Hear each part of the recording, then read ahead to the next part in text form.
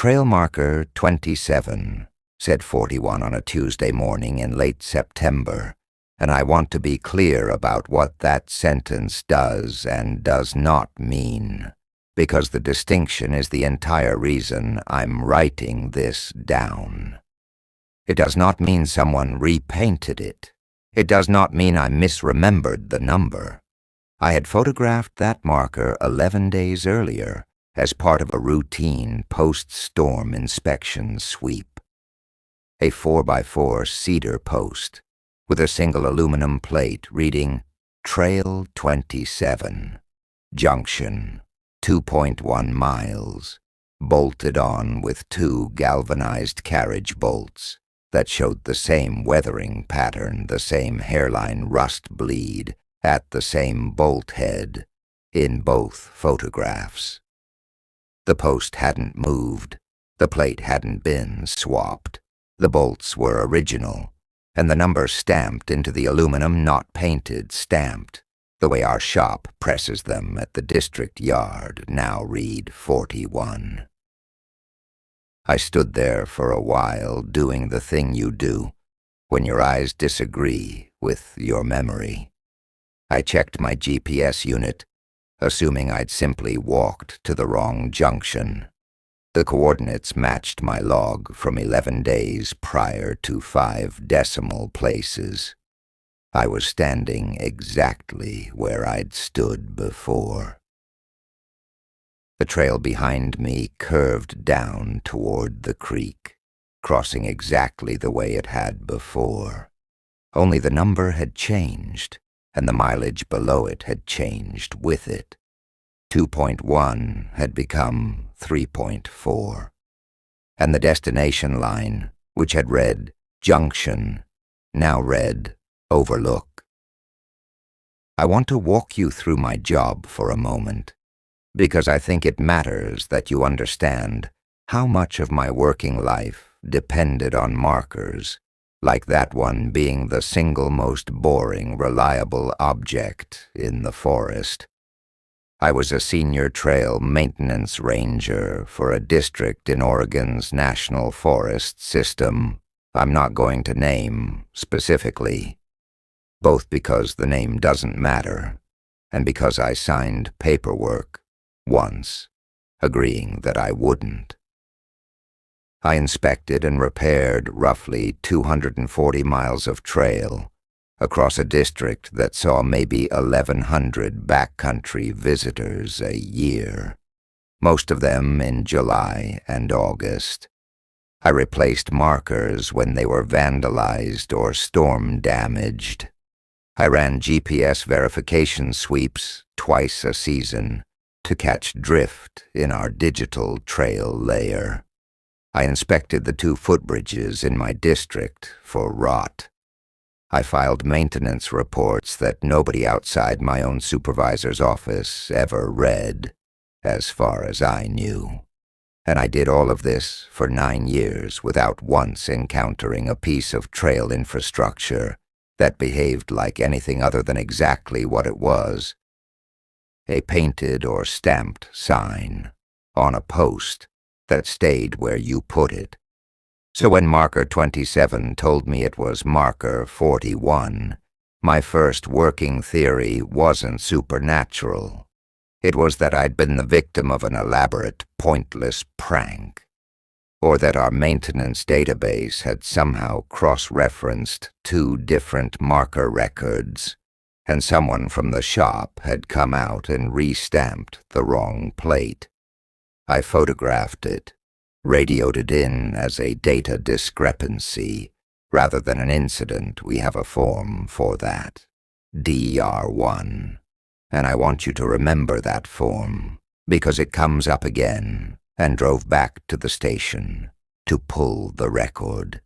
The maintenance database showed marker 41 at that location, not marker 27 reassigned to that location marker 41, installed per the record 3 years earlier, with a maintenance history that didn't match anything I remembered doing, even though the initials on 2 of the entries were mine.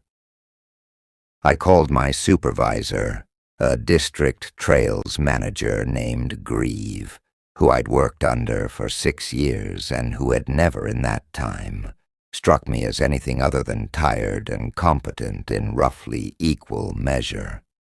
I told him what I'd found and asked whether someone had reflagged that junction without looping in maintenance. He was quiet on the radio for a second longer than the question warranted.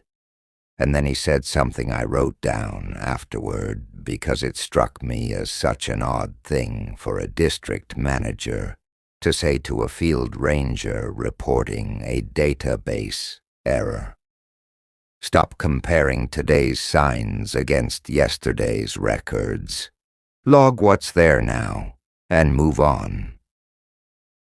I asked him what he meant by that, whether there was a known issue with the mapping system, whether I should expect more of these.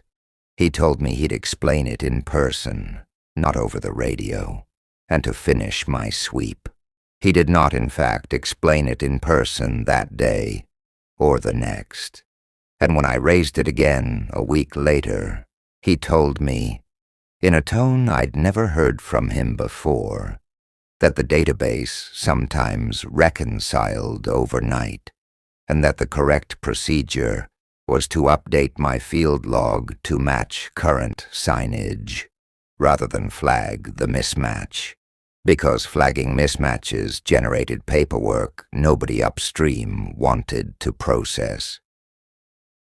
I did what he asked, professionally, and did something else entirely on my own time, which is the part of this account that actually matters.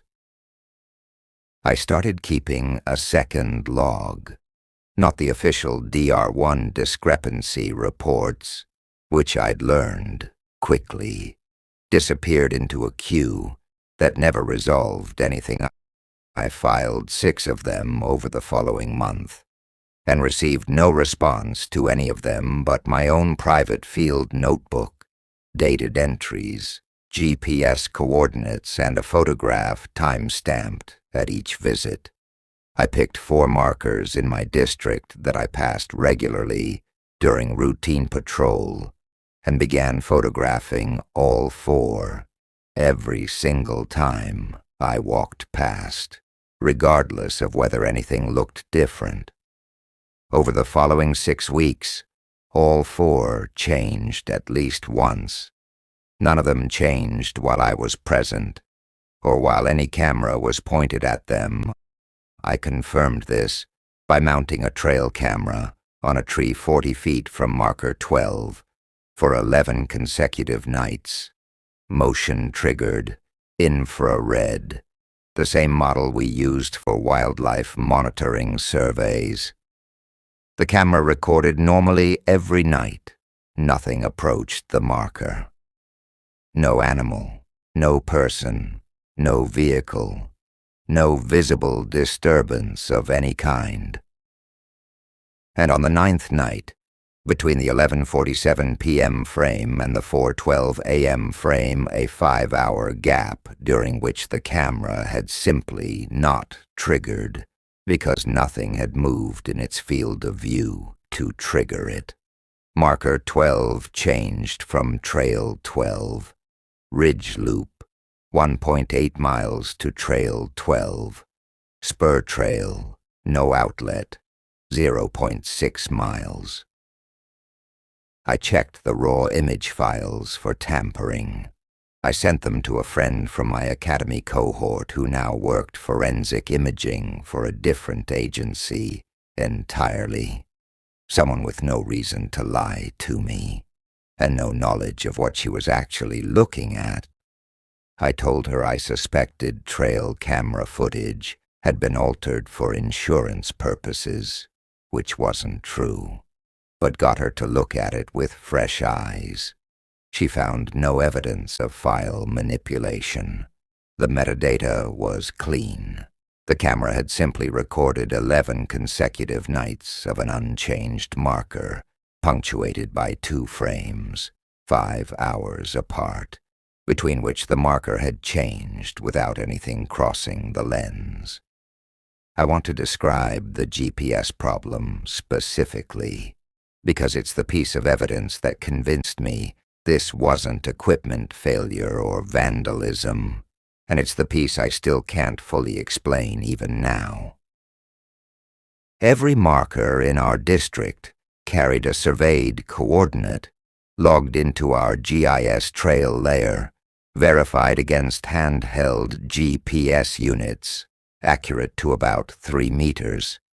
When a marker changed number, mileage, or destination overnight, the GIS layer changed with it not the next business day, not after someone manually updated it, but by the time I checked it that same morning, before I'd told anyone what I'd found, before any human being could plausibly have entered new data. I confirmed this 3 separate times by checking the database timestamp on the change. Each time, the modification had been logged between roughly 2 and 4 a.m., under a generic system account rather than any individual ranger's login, with no corresponding maintenance ticket, work order, or field report attached to authorize it. I asked our GIS coordinator, a meticulous, slightly humorless woman named Osei, who'd built most of our district's digital trail layer from scratch over a decade, whether the system had an automated overnight sync process that could account for this. She told me it didn't, that all trail attribute changes required manual entry by an authorized editor, that she was the only authorized editor for our district, and that she had made none of the changes I was describing. Then she asked me, carefully, whether this was the first time I'd noticed it. That question told me more than almost anything else that happened that fall. It wasn't, "What do you mean?" changes. It was, "Is this the first time?"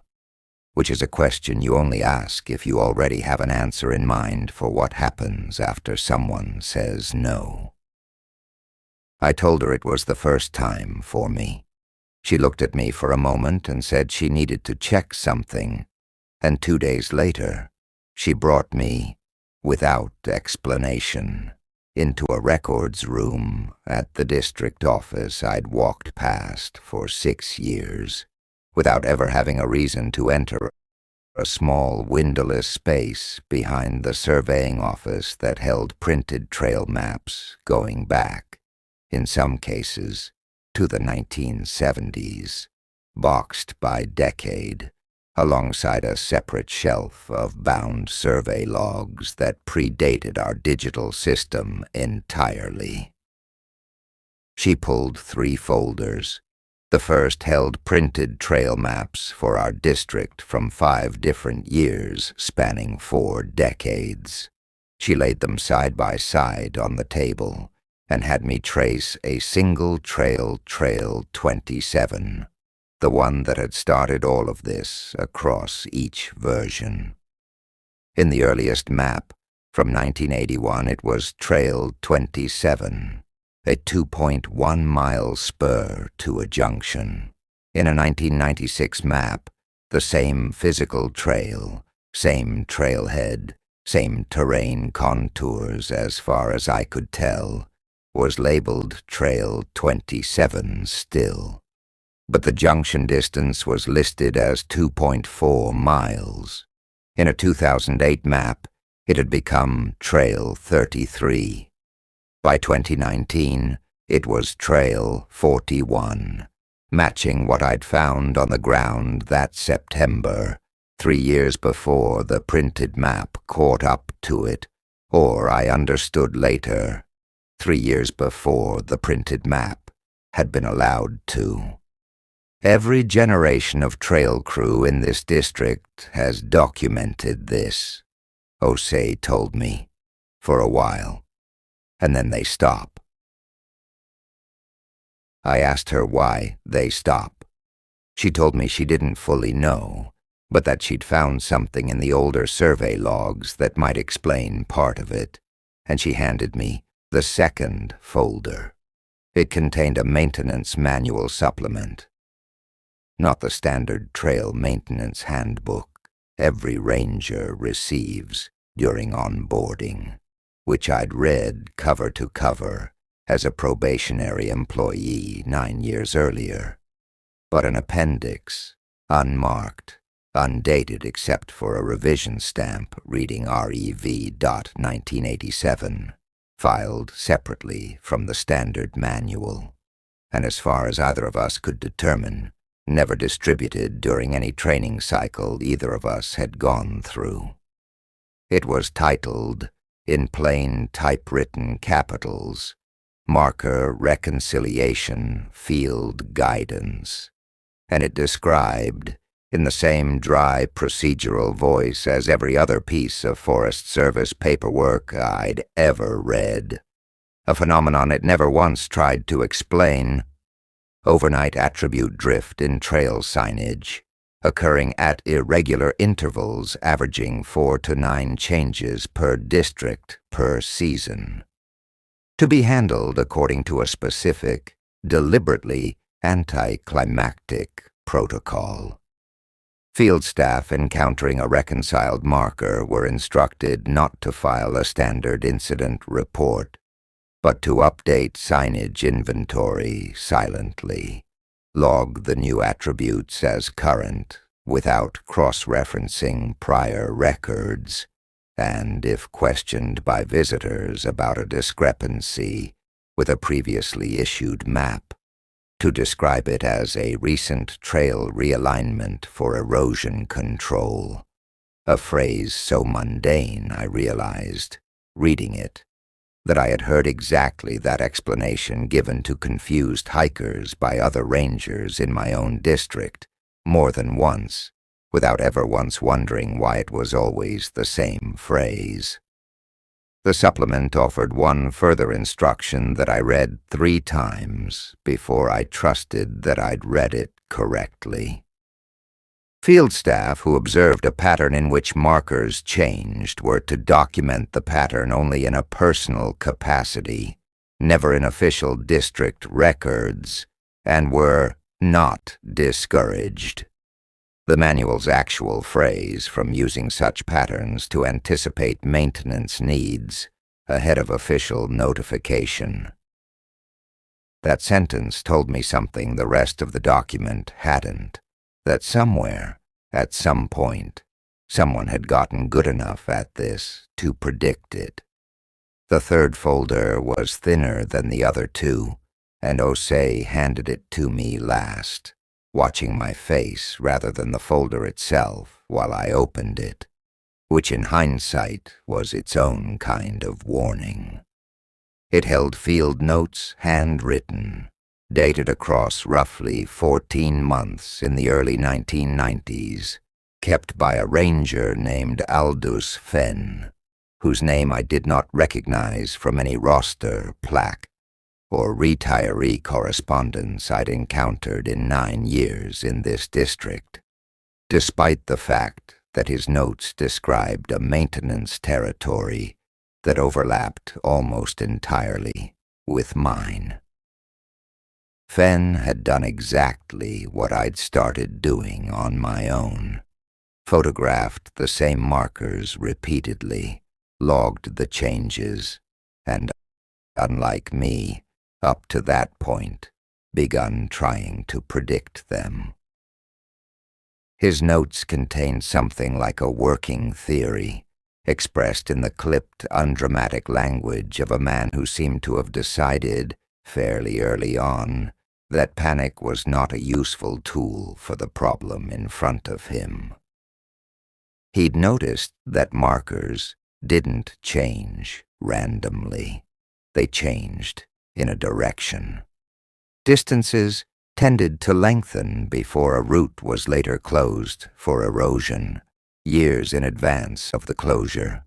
Destination labels tended to shift from a lesser-used feature to a more heavily visited one before trail counts at that location actually increased.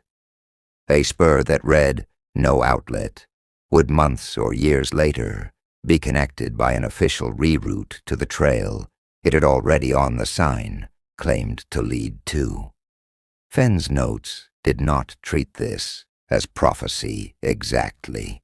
He used a phrase, repeated across several entries, that I now understand was probably his own invention, since I've never found it anywhere else. The forest's provisional alignment.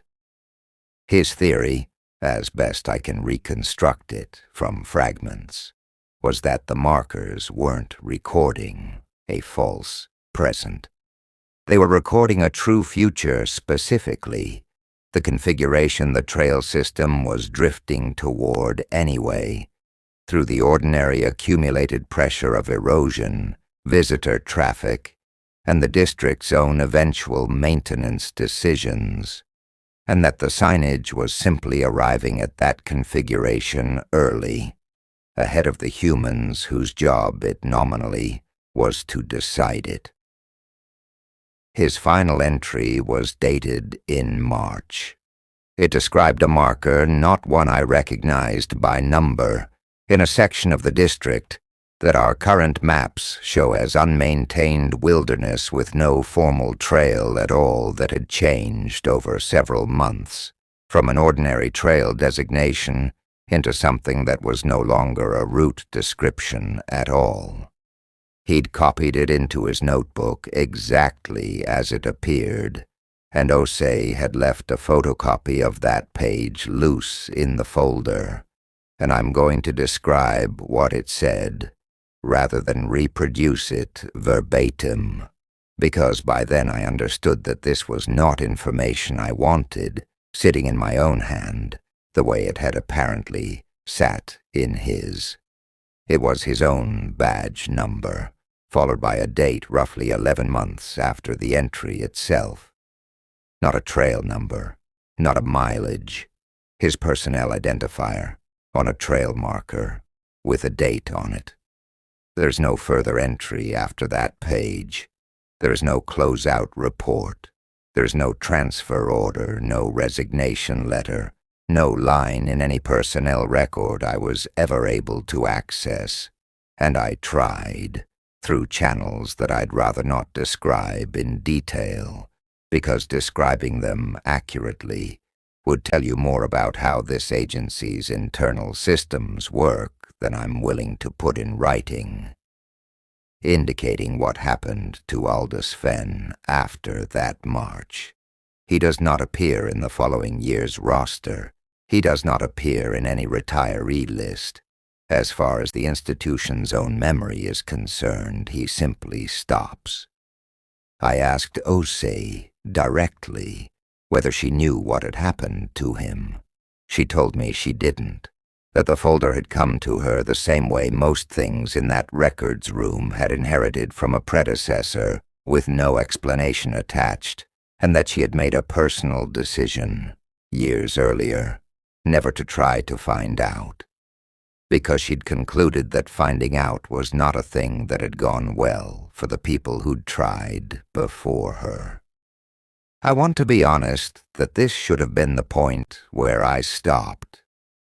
It wasn't. Over the following 8 months, I did something that, looking back, I recognize as a slow, willing repetition of exactly what Fenn had done, with exactly the awareness of where it had led him and exactly the decision to proceed anyway, which is not a decision I can fully justify to you except to say that once you've seen a system this consistent, this documented, this evidently known and accommodated by an institution that has been quietly managing it for at least 50 years, the not knowing becomes its own kind of unbearable, worse than whatever the knowing might cost you. I expanded my photography to 11 markers across my district instead of 4. I began cross-referencing changes, not just against old maps, but against our engineering department's long-range erosion projections, our visitor count telemetry, and this took real effort to access, and I'm still not sure how much trouble I could have gotten into for pulling it. Regional search and rescue after-action reports, going back 20 years, because I'd started to notice something Fenn's notes had only gestured at. SAR coordinators in our district, when launching a search, routinely pulled and physically compared at least 2 different editions of the trail map before committing to a search grid, a practice that appeared nowhere in official SAR protocol, and that when I finally asked a coordinator named Priest about it directly, she confirmed without much hesitation, telling me only that the newest map isn't always the one that's right that week, and declining, politely but completely, to elaborate further. The predictive pattern held. I watched 3 markers lengthen their listed distances over a period of 4 months, and in the following spring an erosion assessment I had no advance knowledge of resulted in a formal trail reroute, matching almost exactly the mileage the markers had already been quietly displaying since winter.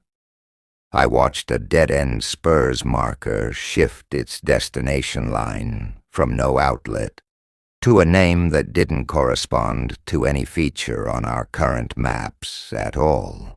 A name I couldn't find anywhere, in any gazetteer, on any survey, and 8 months later, a geological survey team, doing unrelated fieldwork on federal land adjoining our district, radioed our office to report a previously unmapped seasonal waterfall they'd stumbled onto while off-trail, and asked, as a courtesy, whether our district wanted naming input.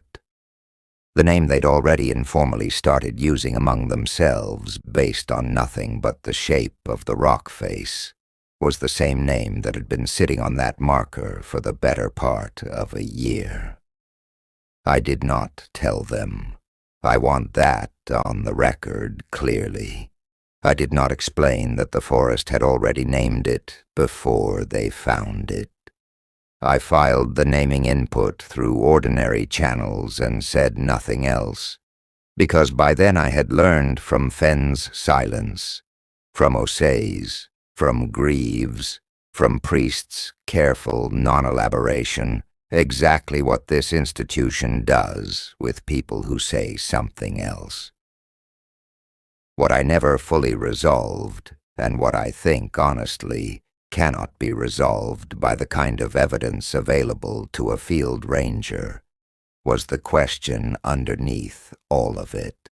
Whether the markers were predicting a future that was going to happen regardless, erosion patterns, traffic patterns, the slow accumulated logic of how trails actually get used and eventually get formalized and simply displaying it early, the way Fenn's notes suggested, or whether the trails were becoming what the markers said, because enough hikers, enough seasons, enough small human decisions made in response to a sign that says, a route exists, will, given long enough, wear that route into the ground, regardless of what existed there before.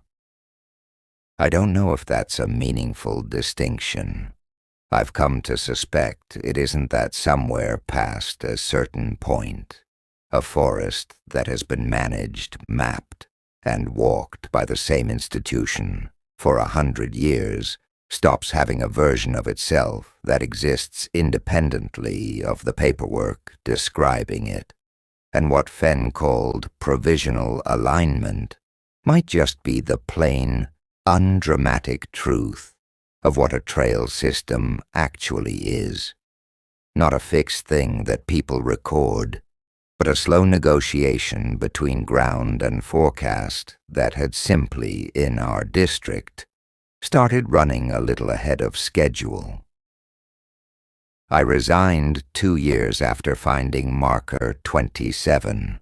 I told Grieve it was for personal reasons, and he accepted that without follow-up questions, in a way that felt, even then, less like disinterest than like relief.